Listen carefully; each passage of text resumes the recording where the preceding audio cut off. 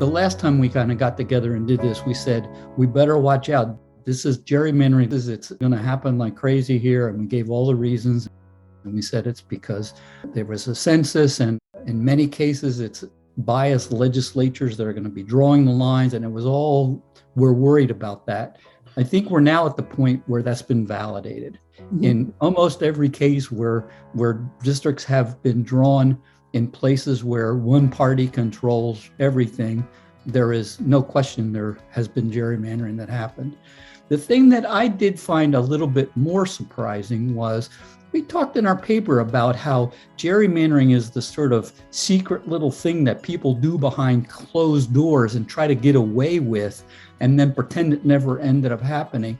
That's not happening at all here. They're being very much in the open. They have the Republican and Democratic Party have people whose job is to be the head of gerrymandering, to offer assistance to the states that are doing redistricting, to say, how can we do this? And the ones that come up with the most biased things are proud of the fact that instead of it being now an even number of districts here, it's 13-2 here. Look how well I've done the job. And the fact that there's not public outcry in the respective states was there, and maybe there is to a certain extent. I found that a little surprising. I mean, do you agree with that, Ryan? I think we should really talk about this in two ways. One is what's going on with gerrymandering, but then we have to look more broadly at what is happening in voting rights in general. Mm-hmm. So I think what is really, really troubling is we've got, if you will, three different levels. First of all, we got good old gerrymandering, which, as Jim explained in the primer, is getting more and more sophisticated. Then, after the 2020 election, we had this whole raft of laws. 19 states so far have enacted laws that really, in our view, suppress voters' rights, particularly voters who are minority. They're clearly targeted that way. Then the next, even more pernicious level is there are various laws and other maneuvers in a number of states, Texas, Georgia, Florida, a number of states in which, elected politicians, partisans could go in and really interfere or second guess the work that election officials are doing. And that's just dangerous. There are laws that are being passed now that actually provide for criminal penalties for election officials who make mistakes. And the clear goal there is to intimidate people. So in our primer, we talked a lot about gerrymandering, which is critical, but I think these other two levels are a near and present danger that maybe we didn't see when we started this project. The reason to concentrate on that now is the gerrymandering kind of already happened. We sort of said that this is all going to happen in the next few months because it's only every 10 years that we do a census and we have to kind of redo all of these districts for everybody, carte blanche. And it's kind of already happened. It has to happen already because you have people running for Congress this spring and they have to know what the districts are that they're running.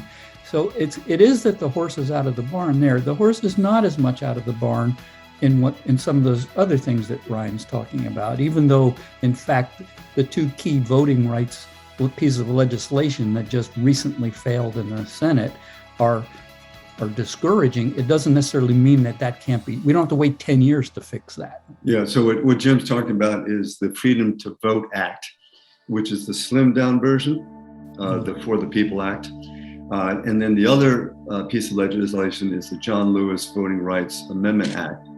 And that would basically reverse the Supreme Court decision, Shelby County versus Holder, that in 2013 gutted the key provision of the Voting Rights Act. And it was that Supreme Court decision, as we've discussed before, that frankly has allowed for all this raft of voter suppression laws. So what one could hope, I'm not optimistic, but that's a personal view, is maybe you play around a little bit with the provisions of the John Lewis Voting Rights Amendment Act. But honestly, I think it's beyond optimistic to think that you'll get 60 senators to sign off on that. I simply don't think it's going to happen given the behavior that we've seen so far. Yeah, I think the Freedom to Vote Act is a little bit more doable in the sense that it's a little more separable. There are a number of provisions in that, all of which provide insurance against these 19 state type legislation you're talking about. And even though people don't want to swallow the whole thing, you could say, what are the ones that are more swallowable than others, more of a consensus? In a reasonable world, most senators on both sides, I think, would find most of the provisions of the Freedom to Vote Act palatable. I mean, automatic registration, same-day registration, vote by mail. I mean, Republicans traditionally did more voting by mail than Democrats until 2020. Why? Because more Republicans are older folks like us rather than younger people. So in an ideal world, I agree. The problem is we have a former president of the United States who is making people take a loyalty oath in which they have to oppose those sort of provisions. So I think we really can't be optimistic that much voting rights legislation is going to be passed on the federal level. Are we going to see the repercussions of this immediately, and will that escalate a desire for change? If you look at some really key states, Texas, second biggest state in the country, the real prize, frankly. I mean, if Texas were to shift and become a Democratic state, then there's no way Republicans win presidential elections again in our lifetime. But the Texan Republicans are keenly aware of that threat. And I have to say, they have done a masterful, ruthless job of, one, gerrymandering, two, passing the laws that you just talked about, Jacki. And there's every reason to think that those laws will make it much harder for minorities in particular, but also Democrats of any persuasion who live in big cities to vote. It's not a coincidence that Dallas, Houston, Austin, and San Antonio are all Democratic strongholds. That's precisely why they've been so heavily gerrymandered. That's precisely why they are doing things like limiting drop-off boxes, limiting mail-in voting. And unfortunately, to answer your question, it will probably suppress voter turnout. That's exactly what they're designed to do. Yeah, that's why I think you have to distinguish the difference between the gerrymandering component and the voter suppression. The number of voters in Texas that are Democratic is shifting. That's not something that's disputed even. I mean, that's just a growing population. That's the demographics of the way it's changing. The question about when that's going to have a political impact has to do with this gerrymandering and the voter suppression and how long can that be held. Let's look at the margin of victory in Georgia. It was 12,000 votes out of a state that cast several million votes. In Michigan, it was less than 100,000. Wisconsin's about the same. Pennsylvania, the margin was actually fairly large. That was 100,000 plus. So the clear idea is, if you could change Georgia votes by 12,000, maybe that's enough to do it. And the same deal in Wisconsin and in Michigan. If you can just move some of those votes, into the other column, or just keep those people from voting, right, you have achieved your victory. Now, before we get too despondent, Michigan has a truly independent commission this year. So their gerrymandering, there's been a lot of, Sturm and Drang and all that, but it's a truly independent commission. And so, looks like their maps may be pretty decent. Also a truly independent commission from Colorado, which is a very sort of balanced purple state. And frankly, they have a tradition of doing things very well. It was one of the first states to adopt mail-in voting, by the way. And everybody in Colorado votes by mail, 95%. So those are two, positive developments, and they're following the California model that we talked about. Then, unfortunately, we had reservations about what the New York experiment would be. I'm a proud New Yorker, but what's happened? In New York, the Democrats are frankly abusing their power the way politicians on the other side abuse their power in Texas, in North Carolina, and other states. The deadlock in New York gave the legislature a perfect cover to say, well, if you can't tell me, you give me two plans, one of which is biased by Democrats and one is, and you can't tell me which one you're going to pick, well then of course I'm going to do it myself. So that just gave them cover to say, I'm going to blow you off. Even though as Ryan suggests, they probably were going to blow them off from the beginning anyway. Do you think what was going on in Texas and Georgia accelerated, or I should say enhanced this desire than in New York? Oh, good question. I mean, absolutely. In fact, and again, I'm not going to defend this, but just to answer your question, there were various New York State Democrats who said, we've got good news for you. we can rig the game so badly in New York that we're actually going to pick up some more seats in Congress. So that's good for Democrats. Now, of course, that's what Republicans say in Texas and North Carolina and everywhere else. So unfortunately, it gave the Democrats cover, as Jim said, to play the same game. One of the things we talked about in the primer was we're concentrating on partisan gerrymandering. So this is gerrymandering to be able to get an advantage for your party. There's another part of it that I think is more insidious, to create protected seats where I don't have to worry about the other party. Okay, so if I gerrymander it to make sure I got enough of a majority of my party that I don't have to worry about the minority party in my district. So what's the advantage of that? The advantage is now I can go to Washington. I don't have to even worry about what the other party is saying. Now, is this starting to sound a little bit like the way Washington is right now? And politicians love this. I mean, it's their job. Why wouldn't you want to partition things in such a way you have a more secure job? And the numbers bear it out. In that article that Ryan forwarded you, in 1996, there were 108 crossover seats in the House, which has 400 and somewhat, 435, however many seats there are. So there were the 108 where a Republican or a Democrat could possibly win that. Meaning if you're one of those representatives, you better listen to the other party in your local place to be able to do something. And presumably meaning that when you speak to the other representatives and decide what to vote, you ought to be talking to both parties. That dropped in 2016, that dropped to 36. And right now, after the current round of it's at 16. So we've had a drastic drop in the number of contested districts. And that's just going to mean there's even more impasse. Do you think there's any hope with judicial remedies? The Department of Justice has filed lawsuits against Georgia and also Texas because of the recent laws that those states have enacted. So what the Supreme Court has done to make life really hard for those challenges is the Supreme Court really weakened the protections of Section 2 of the Voting Rights Act.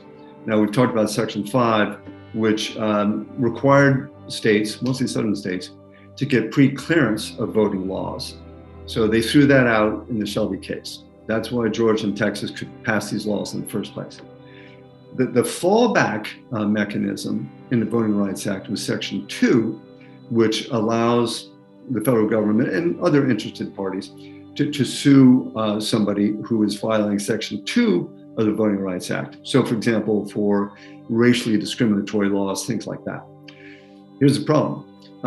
In a decision last August, which was called Brenovich, the Supreme Court really weakened Section 2.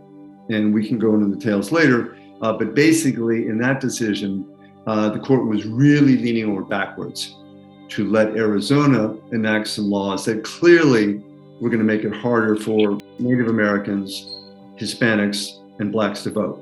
Kagan pointed that out in a brilliant dissent. But in any case, the court said, well, yeah, there might be some inconvenience, but Arizona's got a real vested interest in preventing voting fraud. Well, there is no voting fraud in Arizona. There's almost no voting fraud anywhere in the United States. So just as you said, I mean, Roberts, from his early days as a young lawyer, he seems to have no interest in protecting voting rights. Okay, practical effect. Now, with this unfortunate, unfavorable Supreme Court decision, I don't know how good the odds are for the Department of Justice to get the laws in Texas and Georgia overturned. I just want to point out that there's a whole nother level, which is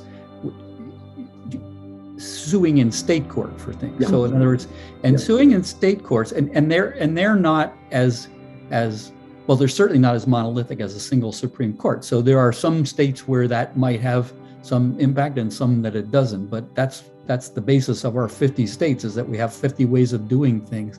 And I would say the one thing that I find that's optimistic about that approach is a lot of courts have been worried about making rulings for gerrymandering in particular, I'm talking about now. So in terms of overturning gerrymandering, because it's been very hard to sort of quantify and uncover whether it's happened.